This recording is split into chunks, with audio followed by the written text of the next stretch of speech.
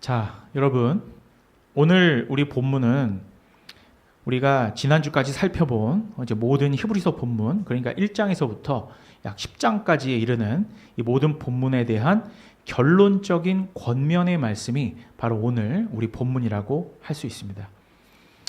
자, 그러니까 우리가 히브리서 1장부터 한번 생각을 해보면 예수님의 천사보다 우월하심, 그러니까 예수님의 탁월하심에 대해서 계속 그죠? 논지를 시작하고 있죠. 1장부터 보면. 그리고 또 모세보다 뛰어나신 선지자이시고, 그리고 영원한 왕적인 대제사장이 되셔서 결국 십자가에 달리심으로, 그러니까 저번 주까지 우리가 살펴본 건 완전한 제사, 온전한 제사 되신 예수 그리스도. 그래서 하늘의 성소에서 영단번의 온전한 제사를 드리셨고, 그죠? 그러니까 십자가에서 죽으신 그 십자가 사역은 결국 땅의 성소가 아니라 하늘의 성소에서 하나님께 온전히 드려진 참된 제사였다라는 것을 우리가 저번 주에 살펴봤죠. 그래서 이 공생의 기간 동안 예수님이 하신 모든 것들이 뭘 완성하는 거였어요? 뭘 완성하는 거였잖아. 율법을 완성했잖아요. 그죠? 그래서 율법을 완성하신 분으로 이제 오늘 본문 바로 이전 단락까지 설명을 한 후에, 그리고 오늘 본문은 지금까지 말씀했던 이 모든 부분들을 다 결론으로 마무리 짓고 있는 본문이라고 할 수 있습니다. 자, 오늘 우리 본문은 10장 19절에서 39절이거든요. 10장 19절에서 39절까지인데 이 부분은요, 세 단락으로 나눌 수 있습니다. 세 단락으로. 먼저 첫 번째는 19절에서 25절까지인데요. 이 대략적인 내용을 압축하자면 우리가 저번 주에 믿음, 소망, 사랑, 그죠? 그러니까 율법은 초등교사가 되어서 우리로 하여금 어디로 가게 하는 초등교사 역할을 한다? 믿음으로 가게 하는. 그런데 믿음만이냐? 그렇지 않다. 사랑도 있고 소망도 있더라. 제가 믿음, 소망, 사랑을 말씀드렸잖아요. 고린도전서 13장에 나오는. 그런데 공교롭게도 오늘 첫 번째 단락 19절에서 25절까지를 잘 살펴보면 바로 이 믿음, 소망, 사랑이라고 하는 개념이 등장하거든요. 한번 잘 살펴보세요. 그러니까 믿음, 소망, 사랑을 가지고 지속적으로 하나님께 나아가야 된다라고 권면하는, 그죠? 그런 말씀이고, 두 번째 단락은 26절부터 31절까지의 단락인데, 자, 여기서는 그러니까 예수님에 대한 설명을 마친 지금부터는 이제는 정말 고집스럽게 예수님을 거부하고 정말 참으로 받아들이지 않는다면 그건 이제 절대 속죄하는 제사가 없다라는 경고의 말씀을 하고 있습니다. 첫 번째 단락 권고의 말씀이고, 두 번째 단락 경고하고 있고, 그죠? 그리고 마지막으로 32절에서 39절까지는 이제 첫 번째 단락과 마찬가지로 인내를 가지고 소망을 품으라, 그죠? 믿음과 인내를 가지고 소망을 품고 우리가 싸워 이겨 나가자, 이렇게 또한 권면하고 있는 말씀인 것입니다. 그러니까 오늘 본문은 대부분 권면하고 권고하는, 어떻게 보면은 우리 젊은 사람들, 우리 MZ세대들은 잔소리하는 거 싫어하잖아요.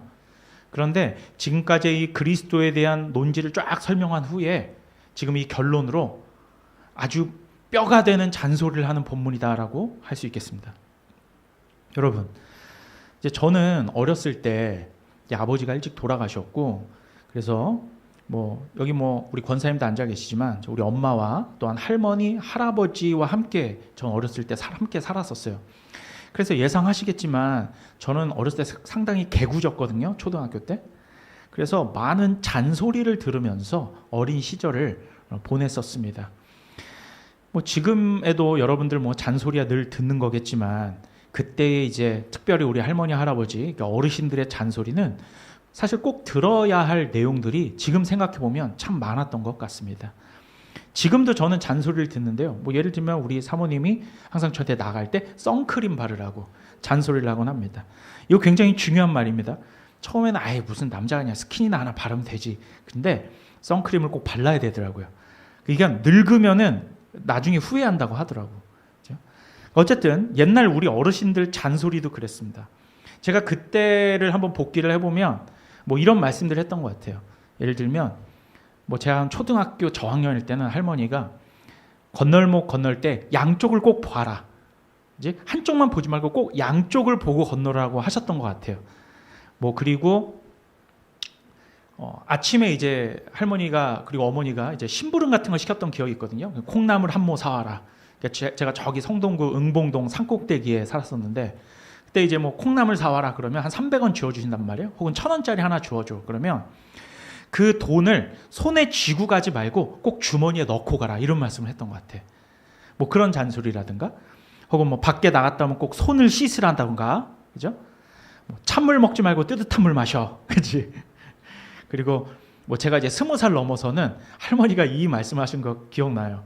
군대 가기 전이었는데 뭐 지금 여기 앉아 계신 뭐 우리 여성분들도 계시지만 저한테는 여자 조심하라고 그렇게 말씀하셨어요. 진짜로 할머니가. 그리고 제가 심지어 제가 중3 때인가요? 할아버지가 이제 이런 말씀하셨던 것도 기억나요. 뭐냐면 제가 그때 공부를 못하지는 않았어요.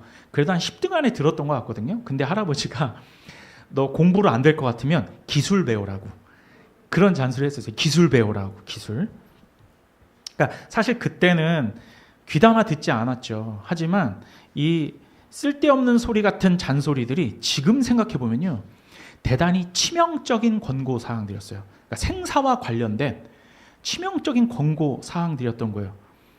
여러분 할머니가 저한테 너 건널목 건널 때는 항상 양쪽을 돌아봐라.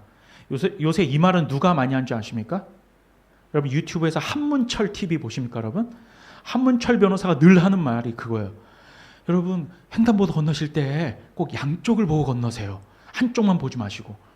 그걸 할머니가 저한테 하셨을 때니까 너무나 당연한 말 같지만 그죠? 이 할머니의 권고가 진짜였단 말입니다. 한쪽만 보고 건넜다가 자칫하다가 황천길 가는 거예요. 시쳇말로 그죠? 여러분 그리고 저가 초등학교 때는 이제 80년대였는데 만약에 뭐 그냥 꼬맹이가 돈을 이렇게 주머니에 안 넣고 손에 덜렁덜렁 들고 가다가 그 동네에 그때 우리 깡패 형들이 참 많았거든요. 근데 그 만나면 어떻게 돼요? 그 죄다 뺏기는 거예요. 그죠? 그리고 밖에 나갔다 와서 손 안 씻으면 여러분 어떻게 됩니까? 감기 걸리고 나중에 뭐 전염병 같은 거 걸리잖아. 근데 그건 우리가 한 3년간 철저하게 깨달았어요. 뭐가 있었어요? 코로나가 있었죠. 아, 이제 위생이 심지어는 손을 씻는 정도가 아니야. 뭘로 씻어요? 알코올로 막 씻었잖아요. 그죠? 여러분, 그리고 찬물 많이 마시면 어떻게 돼요? 배탈 난단 말이에요. 그 더 중요한 게 있습니다. 찬물 많이 마시잖아요. 살찝니다. 살쪄요. 살이 안 빠져요. 왜냐하면 배가 냉하면 여러분 살 안 빠집니다. 항상 내장이 따뜻해야 돼요. 그래서 할머니가 그렇게 따뜻한 물 마시라고 그랬던 것 같아. 그죠? 일리가 있는 말이란 말입니다. 왜냐하면 신진대사가 원활해지려면 따뜻한 물을 마셔야 돼요. 그래야 칼로리가 소모되는 거거든. 자, 그러니까 하나같이 뼈가 되고 살이 되는 말들이었단 말입니다. 그 잔소리들이. 그죠? 저는 남자니까 이제 뭐 여자 조심하라고 하셨지. 반대로 여성분들은 남자 조심해야 된단 말이에요. 그 무엇보다 우리 할아버지가 그때 자동차 기술 꼭 배우라고 그랬던 것 같거든요. 뭐 컴퓨터 기술이라든지 공부 안 될 것 같으면 기술 배우라고, 전기 기술 배우라고. 근데요, 지금 제가 생각해 보면 저는 그냥 인문계 가가지고 또 문과였거든요. 그죠? 근데 진짜 할아버지 말씀 듣고 그 기술과 관련된 과를 갔다고 생각해봐. 그리고 정말 그 한 길을 팠다. 뭐 전기라든지 제가 뭐 전기 기사나 아니면 심지어 기술사 같은 거, 뭐 기능장이나 기술사를 만약에 땄다고 생각해 보세요. 어마어마한 겁니다. 경제적으로 보자면, 그러니까 돈으로만 보자면 엄청난 돈을 벌었을 거예요. 제가 이제 부르심을 안 받았다라고 하면. 그러니까 할아버지의 이 말씀이 사회적으로는 정말 선견지명이 있었던 말씀이었던 것 같아요. 그러니까 제가 잔소리라고 여겼던 이런 어르신들의 권고 사항들이 질병, 상해 혹은 경제적인 삶과 직접적이며 치명적인 연관성이 있던 말씀이었더라라는 것입니다. 자, 오늘 우리가 살펴보고 있는 본문이 그렇습니다. 영적인 잔소리와 같은 한 귀로 듣고 한 귀로 흘려버릴 것과 같은 그런 말씀들이지만 사실은 굉장히 영적으로는 치명적이며 정말로 뼈가 되고 살이 되는 그런 말씀들인 것이죠. 자, 여러분, 제가 저번 주에 율법은 믿음뿐만 아니라 소망과 사랑으로 가게 하는 초등교사의 역할을 한다라고 말씀드렸죠. 근데 오늘 권고사항 중에 바로 이 말씀이 있습니다. 오늘 본문 말씀 10장 22절에서 25절 한번 볼게요. 읽진 않았지만 이 부분을 제가 한번 읽어보겠습니다. 이렇게 돼 있어요. 우리가 마음의 뿌림을 받아 악한 양심으로부터 벗어나고 몸은 맑은 물로 씻음을 받았으니 참 마음과 온전한 믿음으로 하나님께 나아가자.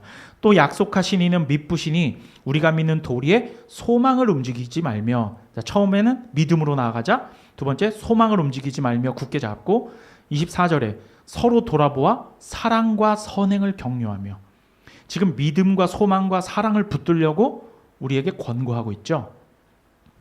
그리고 나서 매우 중요한 말씀을 다음 구절에 하고 있습니다. 25절 보면, 그러니까 믿음, 소망, 사랑으로 우리가 해야 될 것이 무엇이냐, 지금 이 말씀을 하고 있어요. 25절, 모이기를 패하는 어떤 사람들의 습관과 같이 하지 말고 오직 권하여 그날이 가까움을 볼수록 더욱 그리하자. 결국 뭐 하라는 말입니까? 모여야 한단 말입니다. 에클레시아, 즉 교회를 교회되게 해야 한다라는 말씀을 하는 거죠. 믿음, 소망, 사랑을 가지고 우리가 해야 되는 건 공동체를 섬기고 함께 모여 예배하고 교회를 이루어 나가야 한다는 겁니다. 모이기를 패하는 어떤 사람들의 습관과 같이 하지 말라. 여러분, 우리는 한 작년까지만 해도, 작년 혹은 재작년까지 코로나를 한 3년 겪으면서 모이지 못하는 현실 속에서 뭐 실시간 영상이라든지 뭐 줌, 그 프로그램 있잖아요. 줌, 그리고 메타버스와 같은 비대면 장치들을 통하여 온라인으로 우리가 한번 모여봤어요. 3년 동안. 하지만 그 한계성은 여실히 드러났고, 이건 이제 엄밀한 의미에서의 참된 모임이 아니라는 것을 우리는 체득하였습니다. 제가 엊그제 뉴스를 하나 봤는데요. 여러분들께서 잘 아는 그 운동화나 운동용품 메이커 중에 가장 유명한 거 뭐 있습니까? 나이키 있죠. 여러분, 나이키가요, 코로나 3년 동안 매출이 반토막이 났고요, 주가가 50% 이상 떨어졌습니다. 근데 얼마 전에 그 CEO 되시는 분이 나와서 했던 말이 있어요. 왜 이렇게 됐습니까? 라고 했는데, 왜 그랬게요? 코로나 때 그 큰 회사들은 출근을 하지 않고 그냥 집에서 자택에서 그냥 근무를 하면서 그냥 줌과 같은 것들을 했던 거야. 그런데 이런 말씀을 하더라고, 그 CEO가. 줌과 같은 비대면 장치들을 활용해서 일을 했더니 창의성이 생기지 않는다라는 거야. 그러면서 제대로 된 어떤 운동용품이 나오지 않고, 그죠? 그러니까 새로운 어떤 모색할 수 있는 길이 없어지더라는 거야. 그걸 어디서 봤냐면, 직원들은 함께 모여서 머리를 맞대고 서로 숨결을 느껴가면서 서로 그런 공동체적인 회사 생활을 해야 창의성이 생기더라는 거예요. 그래서 작년부터 싹 다 없애버렸대요. 이런 겁니다, 여러분. 그러니까 교회도 마찬가지예요. 참된 교제가 일어나지 않아. 줌과 같은 뭐 그걸로 예배를 드린다든지 교제를 한다든지, 그건 귀찮은 사람들의 핑계에 불과한 거죠. 어쩔 수 없는 상황에서는 모르겠지만, 그러니까 어쩔 수 없는 상황에서는 좋은 임시 대안이었어요. 하지만 그뿐이죠. 참된 교회로서의 기능, 즉 성경이 말하는 그리스도 안에서의 성도의 교제에 있어서는 그 한계성이 여실히 드러났다는 것을 우리는 알게 된 것입니다. 만약에 줌과 같은 것이 오프라인 모임을 완벽하게 대체했다면, 그럼 우리는 그냥 지금도 집에서 비대면으로 모이면 돼요. 하지만 비대면 모임은 말이 모임이지 전혀 모임이 아니었던 것이었죠. 그냥 다만 유용한 쌍방향 통신 매체일 뿐입니다. 실제 사람들이 얼굴과 얼굴을 대면하여 그리고 숨결이 느껴지게 만남으로써 뭐 크건 작건 한 공간에 이렇게 모여서 오피셜하게 모임을 가지는 것은 성경이 분명하게 말하고 있는 성도의 의무인 것입니다. 그래서 성경은요, 여러분, 교회론에 대해서 분명한 구원론적 함의를 선언하고 있습니다. 이 말이 좀 어렵긴 한데 이게 무슨 말이냐면, 구원이 교회와 직결된단 말입니다. 구원론이 교회론과 직결된다. 더 쉽게 말하면, 오늘 이건 중요한 말씀을 드릴 건데, 구원은 교회 안에만 있다는 겁니다. 구원은 교회 안에만 있습니다. 여러분, 이 말이 굉장히 이상하게 들릴 수도 있어요. 자, 여러분, 그럼 교회 밖에 구원이 있습니까? 여러분 그렇게 말씀할 수 있겠어요? 어떤 분들은 아니 도대체 교회가 구원과 무슨 상관이냐? 구원은 개인적으로 예수님 믿으면 구원받는 거 아니냐? 이렇게 반문하시는 분이 계실 수 있지만 먼저 제가 교회 밖에는 구원이 없다라고 말씀드리는 건 여기서의 교회는 이렇게 가시적인 지역교회, 건물을 세워놓고 우리가 함께 모이는 이 지역적인 가시적 교회를 말하는 게 아니라 원래 성경이 말하고 있는 참 교회는 오직 하나입니다. 예수 그리스도를 머리로 하는 시대를 초월한 거룩한 보편교회 말이죠. 이 교회는 오직 하나입니다. 그러니까 오직 택자들로만 이루어진 찐 하나님의 백성들의 모임을 말하는 거죠. 이것을 거룩한 보편교회라고 하거든요. 거룩한 보편교회. 이 말은 꼭 여러분들 알아두세요. 자, 그런데 이 거룩한 보편교회는 하나밖에 없는데 이 거룩한 보편교회 밖에 구원 백성이라는 것은 존재할 수 없습니다. 그런데 여기서 중요한 것은 이 거룩한 보편교회는 지역교회들 안에만 존재합니다. 지역교회들 바깥에는 존재하지 않습니다. 그러니까 설사 최근에 눈에 보이는 이 가시적 교회들, 제가 이렇게 지명하진 않겠지만 대형 교회들, 지역 교회들 중에 대형 교회들이 있죠. 이런 대형 지역 교회들이 때로는 부도덕한 일들로 말미암아서 사회에서 지탄을 받고 행여나 타락했다라고 하는 평가를 받는다라고 해도 거룩한 보편교회인 비가시적 교회가 지역교회 밖으로 이동하여 존재하는 것은 아니라는 것입니다. 자, 물론 참 하나님 백성이 있어요. 참 찐 하나님의 택자이며 백성인데 특별한 케이스로 본인이 원함에도 불구하고 도저히 교회 공동체에 모일 수 없는 그런 특정한 상황에 계신 분들도 있을 수 있죠. 이건 아주 특정한 케이스인 거예요. 근데 제가 말씀드리는 것은 교회가 다 썩었기 때문에 나는 교회 같은 데는 안 다니고 그냥 혼자 신앙생활을 하겠다라는 분이 계시다면 그는 성경이 말하는 하나님의 참된 구원 백성 아니라는 겁니다. 강력하게 말할 수 있어요. 아닙니다. 성도의 교제와 교통을 일부러 무시한, 그것도 어떤 교회가 타락해서 자기가 판단하는 거잖아요. 그러한 판단을 가지고 이러한 공동체를 무시한 나홀로 신앙생활이라고 하는 것은 성경에 존재하지 않기 때문입니다. 교회들이 모두 타락했다고 성급한 일반화를 하는 사람들이 요새는 참 많지만 여러분 정말로 모든 지역교회가 100% 타락했습니까? 그러니까 자기가 그냥 보고 경험한 교회들이 그랬을 수는 있겠지만 존재하는 찐 모든 교회가 100% 타락했냔 말이에요. 그건 성급한 일반화의 오류예요. 건전한 교회들 굉장히 많고요. 그 중에서 큰 대형 교회들도 있습니다. 대형 교회인데 건전하고 여러분 그런 교회들 참 많아요. 그렇죠? 그리고 작은 교회들은 그럼 타락했습니다? 아니요. 여러분 우리 필라델피아 교회가 타락했습니까? 물론 저도 그렇게 보이지 않으려고 무던히 노력을 하고는 있지만 그렇진 않죠. 여러분 우리가 그러면 타락한 교회를 우리가 함께 개척한 겁니까? 그렇지 않습니다. 자, 그러니까 오늘 말씀에 모이기를 패하는 어떤 사람들의 습관이라는 것은 개인주의와 이기주의로 팽배한 내구원만 중요한, 내구원이 그렇게 중요한 잘못된 기독교를 추구하는 자들의 핑계에 불과하다는 겁니다. 이 모이기를 패하는 어떤 사람들의 습관이라는 것은. 그리고 지역교회가 행여나 타락할 수는 있지만 그렇다고 존재하는 모든 지역교회들을 싸잡아서 지역교회에는 구원이 없다라고 말하는 것은 그것은 큰 오류에 빠진 것이다 라는 것입니다. 참 하나님의 구원 백성은, 잘 들으셔야 돼요. 참 하나님의 구원 백성은 반드시 어떠한 지역교회든 건전한 지역교회를 찾아가 속하게 되어 있다라는 말입니다. 그리고 여러분 엄밀한 의미에서 지역교회들이 모두 다 하나님 백성으로만 채워진 것은 아닙니다. 여러분, 지역교회에는 알곡도 있고 쭉정이도 있는 거니까요.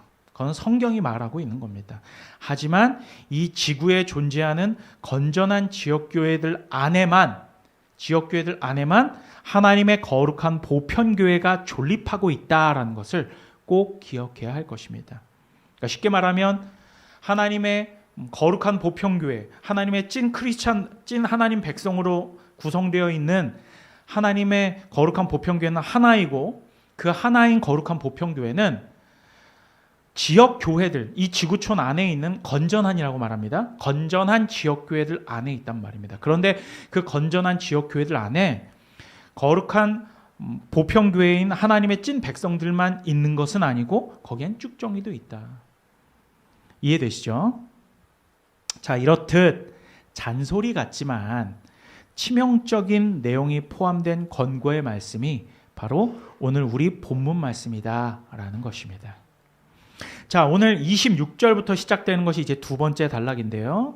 두 번째 단락은 좀 더 과격한 권고사항이라고 할 수 있습니다. 정말로 과격해요. 한번 들어보세요. 히브리서 10장 26절에서 27절 말씀입니다. 이렇게 되어 있어요. 우리가 진리를 아는 지식을 받은 후 짐짓 죄를 범한 즉 다시 속죄하는 제사가 없고 오직 무서운 마음으로 심판을 기다리는 것과 대적하는 자를 태울 맹렬한 불만이 있으리라. 무섭죠? 히브리서 기자는 이렇게 말하고 있어요. 자, 그런데 여기에서 진리를 아는 지식을 받았는데 짐짓 죄를 범하면 속죄하는 제사가 없다라고 말하고 있죠. 자, 여기서 이게 무슨 말이냐면 짐짓 죄를 범한다라고 할 때 이 짐짓은 일부러라는 말입니다. 이게 영어 단어로 하자면 deliberately. 이게 뭐냐면 deliberate이 심사숙고한 이런 뜻이잖아요. 깊이 생각하여, 그지? deliberately는 심사숙고하여 이런 뜻이란 말이에요. 그러니까 충동적인 죄가 아니라 일부러 짓는 죄, 고의적으로 심사숙고하여 짓는 죄를 말하는 겁니다.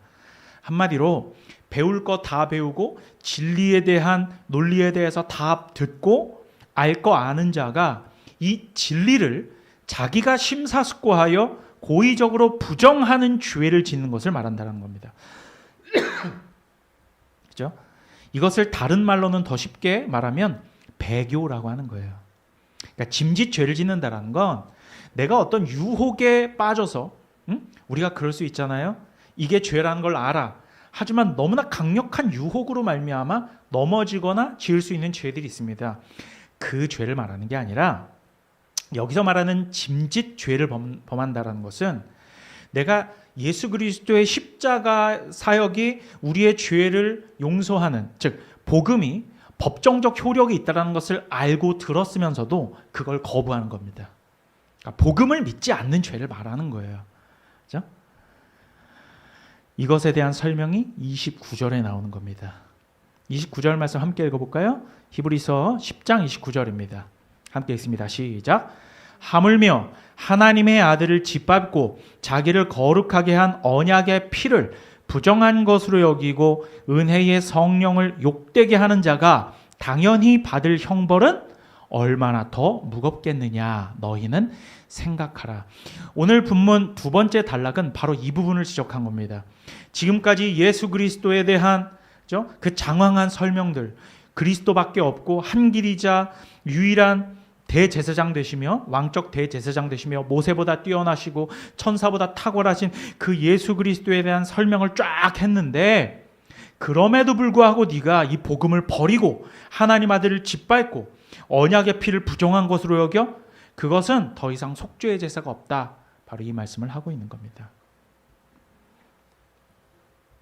그런데 과연 정말로 예수님께서 오직 유일한 구원의 참 길이시고 그 보혈의 피밖에 우리를 씻길 속죄의 제사가 없다는 것을 우리가 아는데, 이 중에서 그걸 나는 그거 믿지 않아 라고 하는 사람이 사실 있습니까? 우리 교회는 없을 수 있죠. 그런데 여러분, 그 당시 히브리서가 쓰여진 당시가 어떤 시대였습니까? 서슬퍼렸던 로마 시대였습니다. 그들이 살아가고 있던 이 히브리서 히브리서 수신자들이 살아가고 있던 현실 속에서는 실제로 이런 배교를 하는 사람들이 있었던 것입니다. 여러분, 당시 시대에는 기독교인들에 대한 박해가 굉장히 심한 때여서 자신이 지금까지 배워온 이 진리를 공공연하게 부정을 하면 목숨은 건질 수 있었던 시대였습니다. 그렇죠? 그때는 로마 황제가 신이었던 시대이기 때문에 다른 신은 섬길 수가 없었어요. 여러분, 이러한 견지에서 히브리서 저자는 지금 우리에게 사람을 무서워하지 말라, 칼을 너의 목에 들이댄다라고 해도 너의 영혼을 지옥불에 처박을 수 있는 하나님을 두려워하라, 이렇게 극단적인 말로 우리를 권고하고 있는 겁니다. 그죠? 참 이 말씀이 오늘날의 우리 현실과는 약간은 동떨어진 어떤 극단적인 쉽지 않은 현실입니다. 예수를 믿는 것으로 진짜 목에 칼이 들어오는 상황이 지금 히브리서 수신자들의 상황이었던 거예요. 그래서 오늘 말씀은 외부적인 포갑이 있던, 종교와 관련해서 외부적인 포갑이 있던 시대의 상황이므로 배부르고 등 따숩고 정말 편안하게 신앙생활을 하는 우리의 상황과는 현실적으로 사뭇 다를 수는 있겠지만, 하지만 여러분 잘 들으셔야 돼요. 영적으로는 이 시대 사람이나 지금 오늘을 살아가고 있는 우리나 똑같은 도전에 직면하고 있다는 것을 여러분은 알아야 됩니다. 잘 들어보셔야 돼요. 그때 당시는 불닭볶음면과 같은 매운맛의 시대였다면, 지금 우리의 시대는 밤양갱과 같은 달디단 단맛으로 신앙을 버릴 수 있는 시대란 말입니다. 그때 당시는 불닭볶음면 같은 매운맛을 통해서 신앙을 버려라고 했다면, 오늘날은 밤양갱을 주면서 달콤하지? 너의 신앙생활보다 더 달콤한 게 있어 라고 우리의 신앙을 버리도록 종용하는 시대란 말이에요.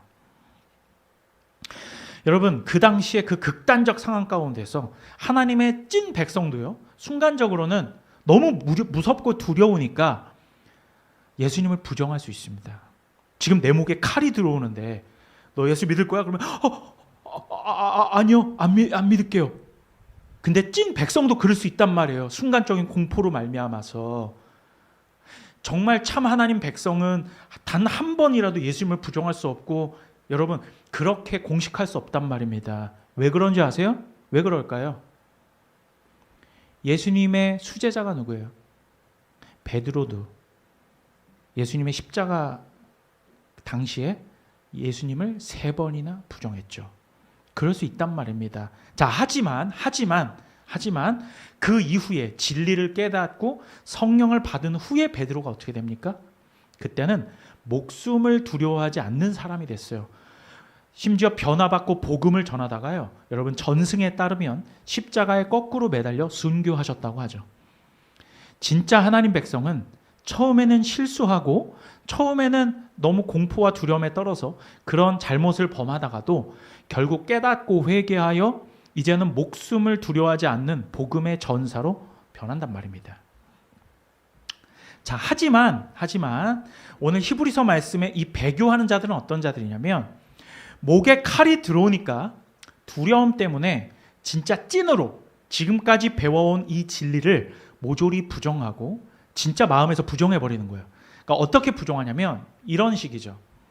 하나님이 살아있다면 내가 이러한 공포와 두려움을 느끼게 하실 리 없어. 하나님이 좋으신 하나님이라면 나한테 이러한 환난이 닥치게 할 수 없어. 하나님이 살아있다면 어떻게 나한테 이럴 수 있어? 내 목에 어떻게 칼이 들어오게 할 수 있어? 이렇게 스스로의 결론을 맺고 찐으로 진리를 버려버리는 이러한 배교는 속죄할 제사가 없다라는 것이 26절 말씀인 것입니다. 사실은 애초에 찐 그리스도인이 아니었던 거죠. 유사 그리스도인일 수 있단 말입니다. 이렇게 예수 믿는 것 때문에 진짜 목에 칼이 들어오는 시대에는 여러분 교회 안에 가라지가 현저하게 줄어들었습니다. 오늘날에는 밤양갱과 같은 단맛이 넘쳐나는 시대이기 때문에 교회 안에 쭉정이와 가라지가 넘쳐나요. 이건 정말 좀 나쁘게 말하는 게 아니라 어쩔 수 없는 오늘날의 현실이에요. 우리가 한번 돌아보란 말이지. 예수를 믿는데 피해보는 걸 좋아하는 유사 그리스도인은 없기 때문입니다. 예수 믿는 것으로 내가 잃는 게 많아. 예수를 믿는 것으로 내 인생에 환란이 찾아와. 예수 믿는 것 때문에 나한테 유익이 없어. 그러면 신앙을 버리게 되는 거죠. 여러분, 하지만 변해가는 시대 정신 안에서 사탄의 세력은 굉장히 다채로운 방식으로 계략을 변경하게 됩니다. 처음에 초대교회 당시에는 이러한 폭압적인 것을 그렇게 내세우고 그런 계략을 썼다면, 그런데 여러분, 우리가 생각해 보면 초대교회 로마 시대 당시에 사탄이 폭압적인 것으로 신앙을 버리게끔 했는데 초대교회 사람들은 어떻게 했습니까? 그 핍박을 이겨냈어요. 그죠? 사탄도 더 이상 감당할 수 없는 자들이었단 말입니다. 그것이 이제 히브리서 11장 가면 나와요. 이런 자들은 세상이 감당할 수 없다, 이렇게 표현하거든요. 그래서 우리가 살고 있는 이제 2000년이 지난 이런 태평성대 시대에 사탄은 폭압이 아닌 다른 계략을 취합니다. 시대가 변하고 과학이 발전하고 문명의 발전을 거듭할수록 이제는 편안함과 달콤한 세상에 취하게 함으로써 이제는 스스로 신앙을 버리게 만드는 것이죠. 그때는 목에 칼을 들면서 신앙을 버려! 라고 말했는데 나는 버릴 수 없어. 오히려 그냥 내 목을 치시오. 이렇게 했다면, 그래서 이제 차가운 바람을 막 불게 함으로써 옷을 벗겨버리려고 했단 말이지. 그런데 오히려 더 옷을 여미면서 한 발짝 한 발짝씩 그 서슬퍼랬던 그 칼바람을 뚫고 갔단 말이야. 하지만 이제는 햇볕 정책을 쓰는 겁니다. 세상 살기 편하게 만든 거예요. 이제 햇빛을 비춤으로써 스스로 옷을 벗어 제끼게 만들어 버린 것입니다. 우리들이 지금 그러한 상황에 있다라는 것이죠. 단맛에 취하게 하는 것입니다. 물론 아까 초대교회 시대 때도 찐 하나님의 백성들도 처음에 그런 목에 칼이 들어오는 그런 극단적인 상황에 처음에 직면하게 됐을 땐 복음을 부정할 수 있습니다. 하지만 나중에 회개하고 나중에는 정말 그런 죽음을 두려워하지 않는 자들로 변하죠. 이 시대에도 마찬가지입니다.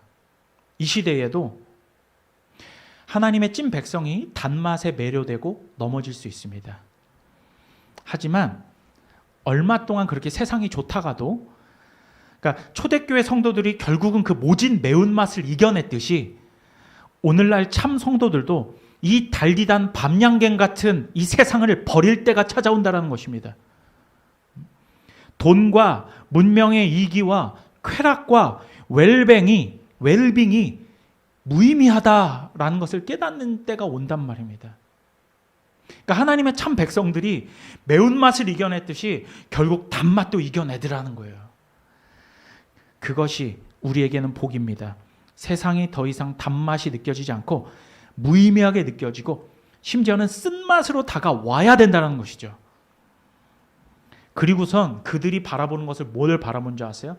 아, 세상의 단맛이 정말 너무나도 달아서 이빨이 썩을 것 같아. 그러다가 진짜 이빨이 썩는 거를 체험하는 거야. 아, 이러다 내가 죽는 거구나.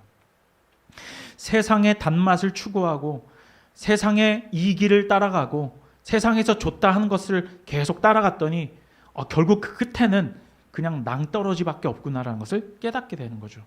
그리고 나서 이제는 하늘의 더 큰 상을 바라보게 되는 거예요. 지금은 이 성경 말씀이, 그리고 이 교회 공동체에서 이렇게 살아라고 하는 그러한 어떤 하늘의 삶의 방식들이 칡즙을 마신 것 같이 쓴맛이지만 결국 그 칡즙과 같은 쓴맛들을 내가 소화했더니 그것이 나에게 영적으로 피가 되고 살이 되더라라는 것이죠. 그리고 이제 이 세상의 단맛이 쓴맛으로 느껴져서 이제는 뱉어버리고 오히려 성경의 쓴맛을 섭취하는 사람들이 바로 거룩한 보평교회의 참 하나님 백성들이다라는 것입니다. 초대교회 성도들이 매운맛을 이겨냈다면 이제 21세기 성도들은 단맛을 이겨내야 됩니다. 그것이 우리가 살 길입니다. 달디단 밤양갱 같은 세상을 계속 먹다 보면 이빨이 다 썩어져 버리고 이제 중독되어져서 못 빠져나옵니다. 주저앉는 거예요. 하지만 하늘의 더 나은 것을 소망하면 우리는 이겨낼 수 있습니다. 지금 이 세상이 너무 좋은 것은 장차 다가올 더 좋은 것들에 대한 소망이 없어서 그렇습니다. 뭐라고요? 지금 우리가 이 세상살이 하면서 세상 사람들이 살아가는 방식을 바라보며 그것에 대해서 어떤 상대적인 박탈감을 느끼고, 아, 나는 왜 저렇게 살아가지 못하지? 아, 나는 왜 이렇게 돈이 저들보다 많지 않지? 이러한 것들로 상대적 빈곤감으로 살아가는 것은, 거기서 우리가 빈곤감을 느끼는 것은 뭐 때문이라고요? 장차 다가올 더 좋은 것에 대한 소망이 결여되어서 그렇다고요. 여러분, 이러한 소망이 우리 안에 가득 차게 되는 것은 오직 성령의 역사로만 가능한 것입니다. 여러분 꼭 기억하십시오. 복음을 깨닫고 성령 충만함을 계속해서 갈구하십시오. 그렇게 됐을 때 성령께서는 우리 안에 소망을 덧입혀 주실 것입니다. 소망이 발생하게 하실 것이고, 그 소망으로 말미암아서 물론 우리는 세상의 것들이 필요합니다. 돈도 필요하고 살아가게 될 때에 필요한 여러 가지 이기들이 있어요. 이로운 그릇들이. 그런 것들은 우리에게 어느 정도 정상적으로 필요하죠. 하지만 그걸 추구하지는 않는단 말이에요. 필요한 만큼 벌어서 쓰고 때로는 풍성할 때도 있죠.